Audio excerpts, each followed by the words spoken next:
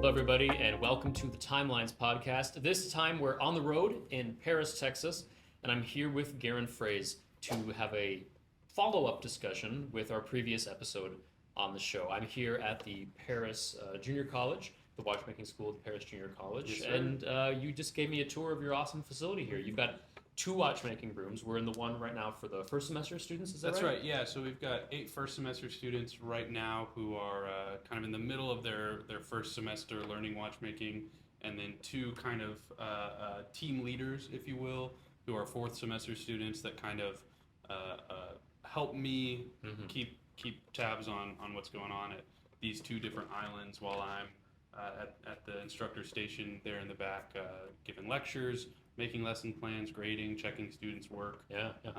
So yeah, this is where the magic happens. Awesome. This may be a little bit of a recap or repeat information for Sure. people that saw the first one, but for anybody who missed the first conversation that we had, could you just kind of give us a quick summary? You started teaching here somewhat recently, Yep. right? Mhm. And how many students in the classes, and Sure. what if you're coming in for a first semester watchmaking student? What does that look like? Right. So I started here full time in May this year. So I've been about 6 months now as the full time sole instructor.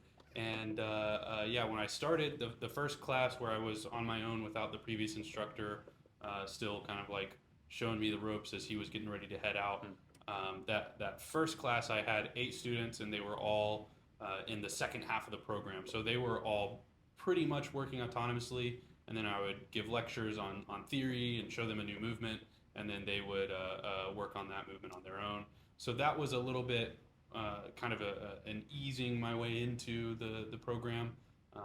And then now in this first semester, it's 8 brand new students and 8 students who are finishing up. So as the sole instructor, I'm kind of going back and forth between the fundamentals for the new students and then the most advanced stuff that we work on for the 4th semester students. So kind of going back and forth between those 2.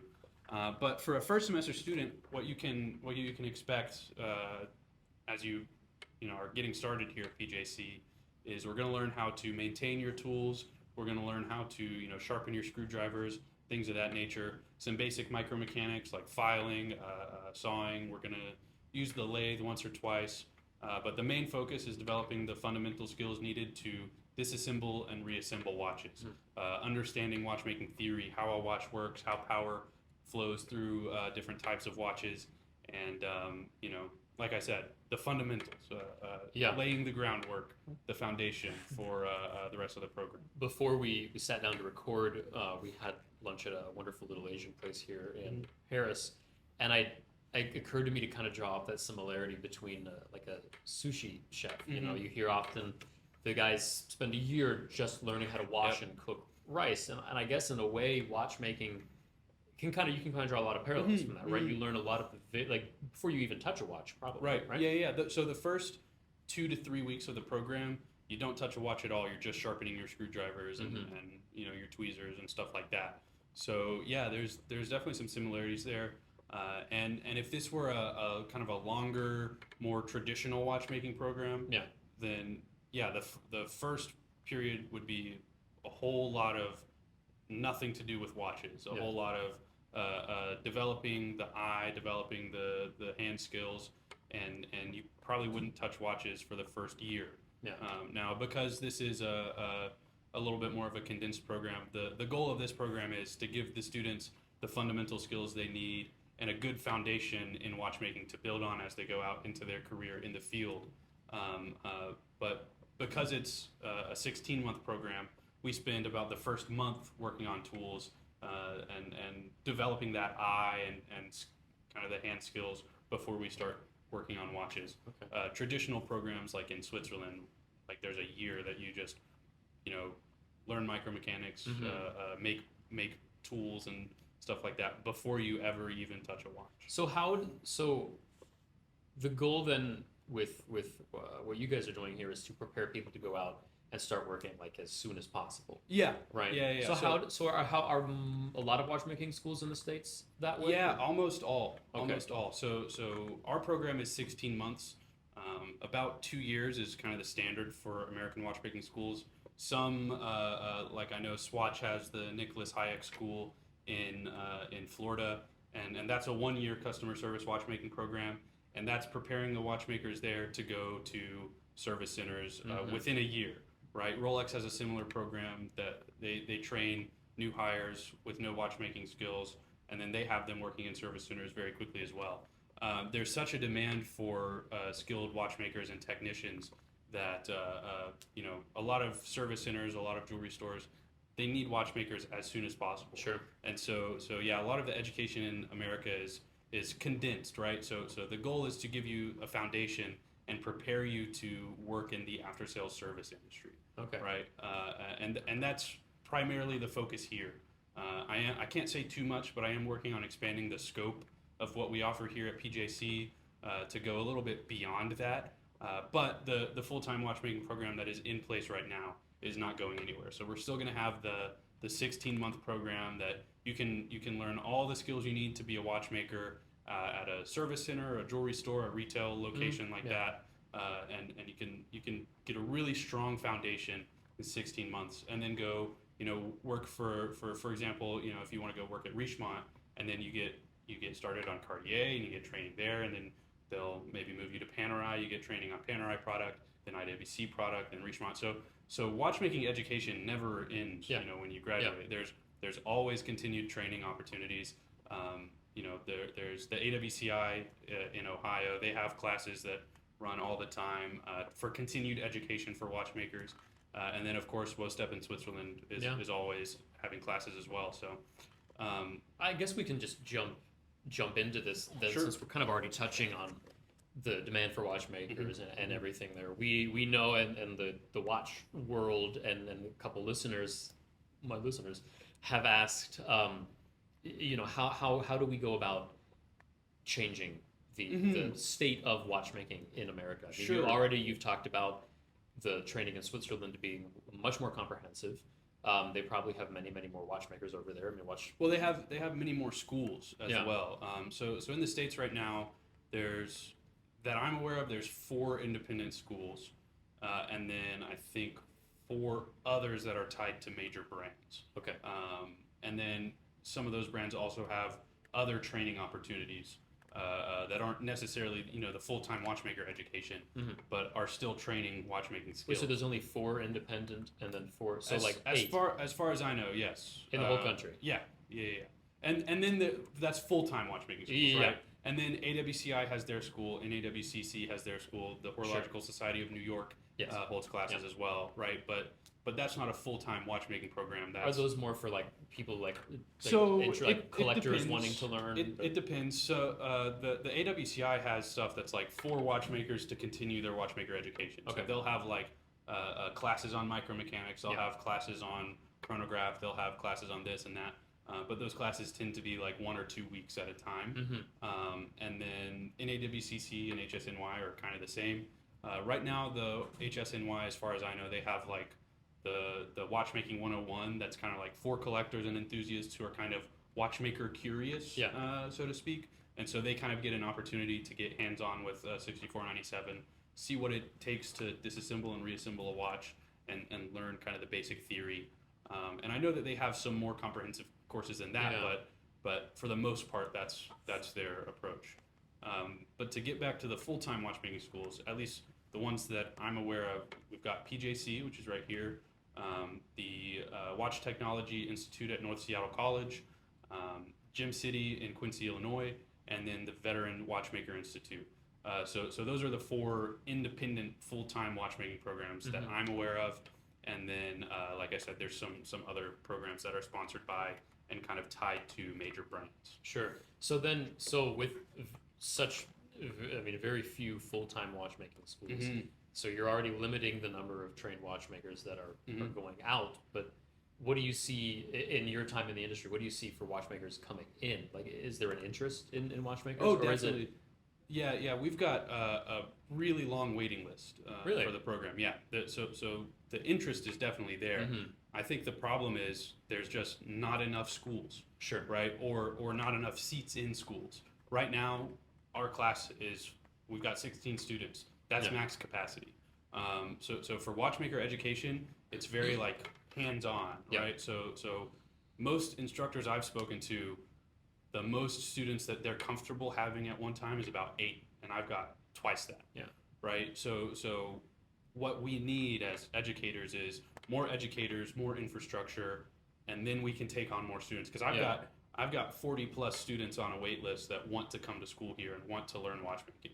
So there's no shortage of interest, and I get inquiries all the time. Yeah. Right. I've got, I think, 2 or 3 tours lined up next week. Oh, awesome. For incoming students, which is great. That's awesome. That's a great problem to have. But we need another instructor, and Sure. so I'm happy to say we are on the hunt right now for the second instructor. So I'm gonna have backup. If you're out there, if you're it listening, could be you. Yeah. It could be you. Apply now.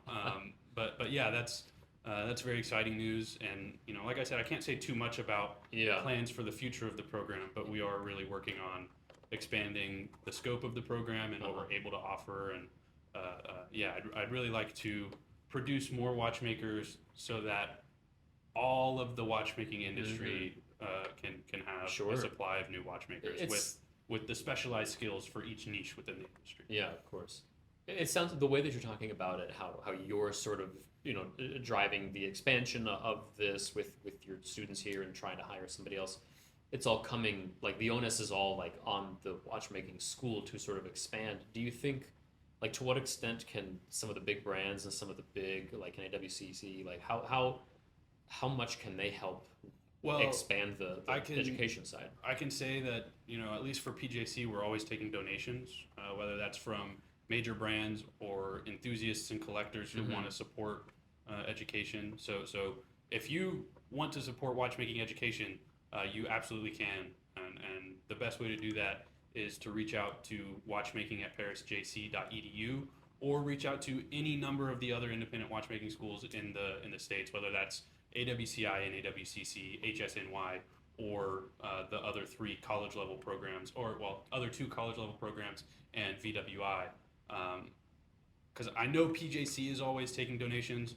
I'm not certain that all the other schools are as well, but I'm sure that funding is always very helpful.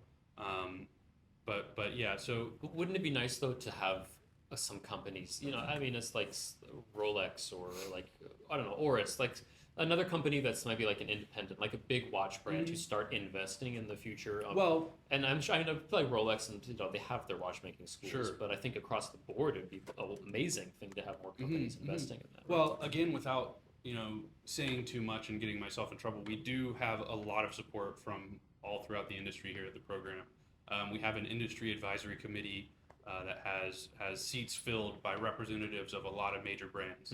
Again, I can't say too much. Sure, but a lot of these brands are very. They do support education. They see the value in it, and they want to help PJC and the other schools in the States, produce more high quality watchmakers. That's the goal. It's like, how can we get more students to graduate per year to fill this insane demand that we're experiencing? Right. And so there's a lot of support from both major brands and independent watchmakers and enthusiasts, and the new administration here at PJC also sees the need and the demand, and they see the success that the program here has had over the last 6-7 years. And they want to keep that going. They want to take that momentum and push it forward. So some good things are on the way at PJC. Okay. Yeah, you were talking earlier about some of the brands and some of the places that some of the former students here have ended up. I feel free to kind of plug some of those people. So we've got some students that are working at independent service centers as well as factory service centers. We've got lots of students that work at in retail locations. I don't want to give away social security numbers or anything, but I can tell you my personal story. I graduated from this program and I went to work at Haltom's Jewelers, which is an ORJ in Fort Worth, Texas, and I got support and continued education from Rolex and continued getting training from them. And that was just from the 16-month program here that's in place now.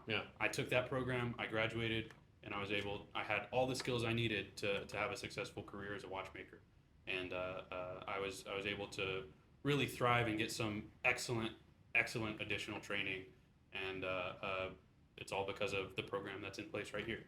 So for watchmakers that, let's say, go through a full-time or a part-time watchmaking school, and they don't end up working in an authorized dealer or at an official service center or something like that, kind of the independent people working out of a home studio or maybe a small jeweler or store taking on just various work. What does that look like?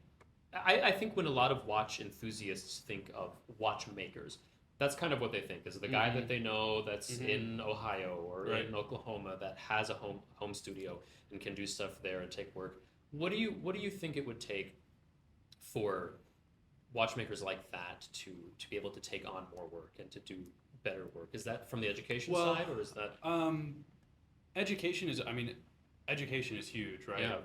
Continued training, continued education to not only practice the skills that you already have, but to develop new ones so that you can take on a wider range of work. Yeah, that's definitely helpful. But I think a lot of watchmakers are kind of at capacity. Yeah, you know, like they've got as many watches as they can handle, and so their turnaround time is like 2-3 months. And a lot of people are like, "Oh, that's crazy! I can't be without my watch for 3 months." Standard now in the industry. Yeah, that's the amount of demand. You know, in order to do good work, it takes 3 months to get through all the watches that are ahead of yours. Yeah, and get yours done, right? So I think a big part of it is just more watchmakers. Yeah. And whether that's independent watchmakers working out of their own workshop, or watchmakers in a retail setting, or service centers, you know, whatever it is. Anything that we can get to have watchmakers working on watches that's the important part, is, you know, I always like to say watchmaking is not a hobby, and I know that ruffles feathers. So we all know those guys, right? But there's a lot of people who try to learn on their own and end up damaging watches, and that's, you know, that's a shame. How many watches have you had to fix from somebody trying to open it up themselves? I would say like probably 90% of the problems I encounter are problems that were caused by an individual, not by regular use. Really? Yeah, it's. But that could include stuff like doing like stuff with the date wheel, or like leaving the crown out, or yeah, sure. Yeah. But generally speaking, like I'll open watches all the time and find screws from the wrong movement in that. Really? Yeah. Oh yeah, it's very common. Huh. 90%. Yeah, most maybe not exactly 90%, but the majority. Most of the problems that I have to fix are either left by a previous, I hesitate to say watchmaker, but left by someone else, or not fixed by someone else. Sure. Right. So there's a whole lot of problems that don't come from just regular use and you know, failure to have it serviced within the proper interval. A lot of it comes from what I call them watch breakers. Some people call them hack masters, you know, whatever. Yeah. Just people who are not qualified to really be doing that work. So then this is maybe like, I mean, you know, you just said like education is very important, but then maybe in this case, not even just education for watchmakers, but also for watch wearers and users to appreciate the mechanical value of what they have and mess it up. When it's time for service, yeah, do your research and make sure that it's going to someone who is formally trained in watchmaking, knows what they're doing, has certification, has experience, sure, and is not just, you know, someone who bought, you know, some tools and tried to learn from YouTube. Yeah. Because I can't emphasize this enough. You can't learn watchmaking without a mentor, without someone to check your work and say, this is good, this is not, and this is why. Because why is such a big question. Sure. That, like, we spend so much time focusing on, not only that, like in the classroom, we spend so much time focusing on, this is the problem, but this is why it's a problem, right? So you know, your oiling is, you've got too much oil in this jewel, and that's a problem because over time that oil is going to spread, and then that oil could, you know, get in the between the leaves and the pinions, and then spread throughout the watch, and then take power away from the balance wheel, and then your amplitude is low, and the watch is no longer as isochronous as it could have been. Sure. And you know, so another issue is like, okay, you've got the correct quantity of oil, but you've got oil on the flat of the jewel, and then capillary attraction is going to pull the rest of the oil away from the pivot, and then it'll be running dry in a year. So there's so much more to it than okay, I put it on the time grapher, and the time grapher says it's running at +0, so it's good. Yeah.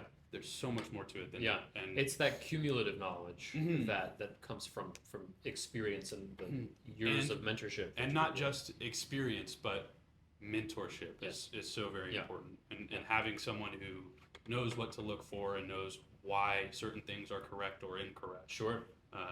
Having that person able to say, okay, this needs work. Your cleanliness is not good. Your lubrication is not good. Yeah. But your timing is great.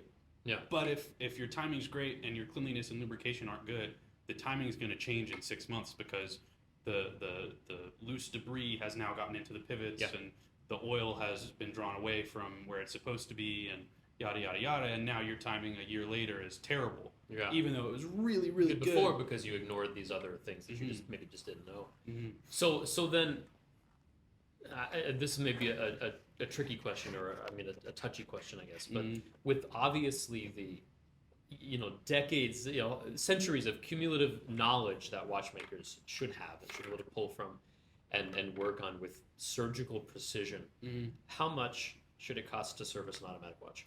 Well, great question. It depends. Yeah. Because there's no two services are going to be the same. Yeah. I've serviced while I was at Haltom's, I serviced over 600 Rolexes. Yes, the calibers have commonalities. Mhm. So there's a problem that's very typical of this caliber. Sure. Right? But this caliber came in immediately when the customer started experiencing this problem. But this caliber came in, 10 years after the customer Sure. started experiencing this problem. So this caliber, servicing it took more effort, took more work to do the job well. Whereas this one took far less work, even though it's the same caliber and the same issue, Yeah. is what caused compounded the and what's problem. not. Yeah. right? So how much should a overhaul of an automatic watch cost? It depends. It's really easy to say, oh, it should cost $500 and that's it, Yeah. period, point blank. But it could be $500, it could be $1,000, depending on what it needs.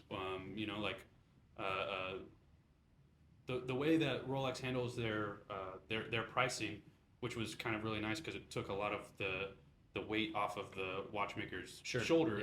yeah. It was, okay, we have a standardized pricing model. Mhm. And so if you bring in a 5-digit date just, it costs this much at the base. And then if there's cosmetic parts that need to be replaced, those are added on top. Yeah. But the base caliber, no matter what the issues were or what the problems were, that always costs the same to the customer. Yeah. So on the one hand, that's great because it standardizes the experience for the customer, Yeah. right? Yeah.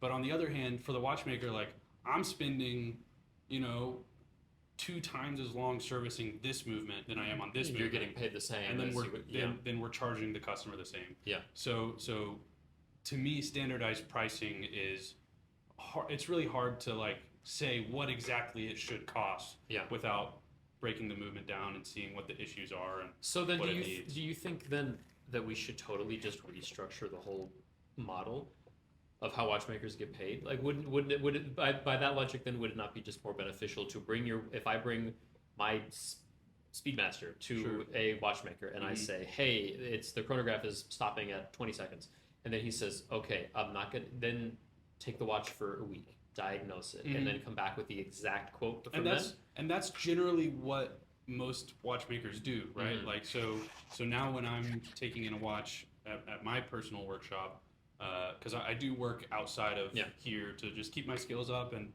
get more experience on different calibers. What I'll do is when a customer asks me, how much it's going to cost to service X watch, I say it'll be somewhere in the ballpark of X, Sure. right? Yeah. But I can't give you a real estimate until I have the watch in hand. Yeah, from the independent side, sure, but I Mhm. mean from the retail side. Yeah, If you go to a jeweler, they're like, yeah, automatic $500, Mhm. or you even for like if you send it to Grand Seiko Service Center, Sure. like a service by going through the Grand Seiko retailer is Mhm. like $700. It's all Yeah, flat. I hesitate to tell any retailer or major brand what to do because they've They've done the math. stress tested Yeah. everything and figured out, okay, cost benefit analysis, what's the best process for us. So I think like the standardized model for service for retailers and for major brands, I'm sure they have a reason for doing that, and I'm not going to tell them stop doing it. Yeah. Right. That being said, I think, you know, as an independent watchmaker, I can't standardize it because it takes more to do this watch than it does to do this watch. Do you think that that not standardizing it gains or loses independent watchmakers' business? Like, do you think they would maybe get more clients if they said it's $400 for all these for a three-hander automatic? Maybe so. Maybe it would gain them business, but it would eat into their profits. Like, there's in the watchmaking industry today, there's enough work out there for watchmakers to have the opportunity to say no. Sure. Right. And so if the watchmaker says this watch is going to cost $600, but they serviced the exact same watch a year ago and it cost $400, and the customer is like, well, Billy said that you serviced the exact same model for $400. Mm-hmm. I can say, well, Billy's watch didn't have this problem and this problem, and therefore it costs me more money and more time to service this watch than this watch. If I lose that customer, that's fine. Yeah. Because they'll go somewhere else and they'll have, you know, I'm not worried about not having work. Yeah. That's my last concern. My concern is that I get paid fairly for the work that I do. Mm-hmm. And if I'm, you know, not charging enough for, you know, whatever service, then I'm losing money on one service. Yeah. And you know, the watchmaker has to eat, right? So there you go, bills. Yeah. So I charge what I believe the work is worth. Sure. And the same is the case for the service centers. They charge what they believe the work is worth because they have so many watches coming in that when they average it all out, it's stabilized. So. Yeah. So then, we've talked a bit about pay scale and education. So those things aside, like if you could fix one thing about the watchmaking, the relationship between customer / dealer and watchmaker right now, if you could fix one thing that you think would then have incremental benefits on the industry as a whole, what would the one thing be? I think I would snap my fingers and produce, I would clone every watchmaker that's out there. Yeah. So it really is, you think, just number of watchmakers? We need more watchmakers. Yeah, there's no two ways around it. Like, there's more watches that need service than there are watchmakers to do the work. Yeah.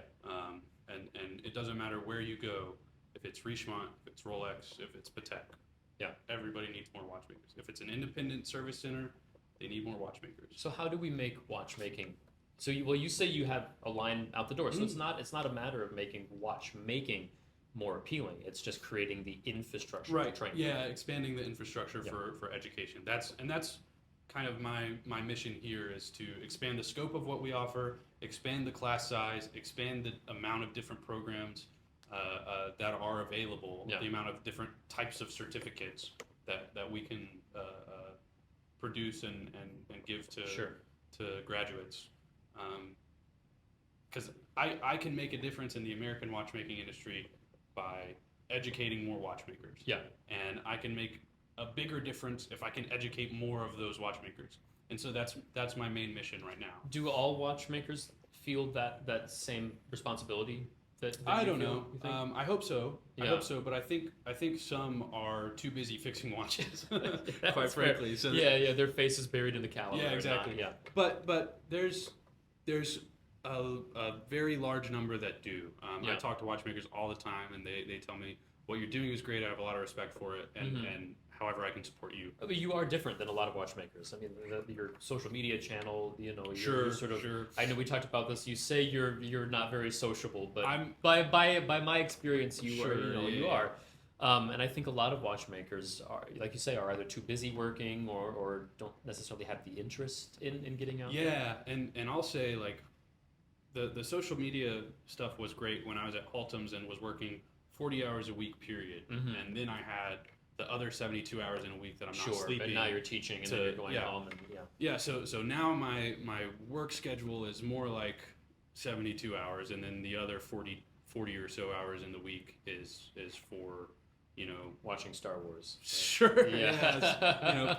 My personal life, right? Yeah. And that's why a lot of the content has kind of slowed since I took this position. It's just I don't have time to edit anymore. But that being said, as a watchmaker, I am still I am a very typical watchmaker in the sense that if you see me in person and you talk to me, I'm a little bit more shy, a little bit less personable than maybe your average Joe Schmo across the street. But I have kind of forced myself out of that box because I see the value in evangelizing for watchmaking. Yeah. I see the value in making educational content that is interesting to non-watchmakers who might have that watchmaker sensibility, right? So even if someone has never heard of watchmaking before, if they see my video where I'm restoring a 100-year-old pocket watch and they're like, "This is awesome," then maybe they'll go check out my profile and find PJC and apply. I've had a handful of people reach out and show interest in coming to school just from Instagram. And there's the kind of content is kind of blowing up everywhere right now too. Like there's, I feel like every other reel I see on Instagram or TikTok sometimes is, a caked up Rolex, like stuff like that, watch restoration. I get a lot of True Patina's videos as well. He's great. Yeah, and I think, granted the algorithm being what it is, I see more watch stuff than the average person. Right. But there is a lot more of that content out there now than when I started in the hobby in 2014. Definitely. There's a whole lot more.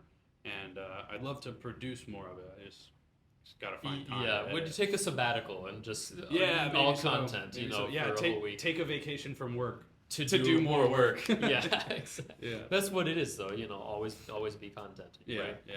Well, hopefully, I'm excited to see, like you said, this next step of the Paris College here, and hopefully you get another instructors soon because you just double your output of students ideally, right?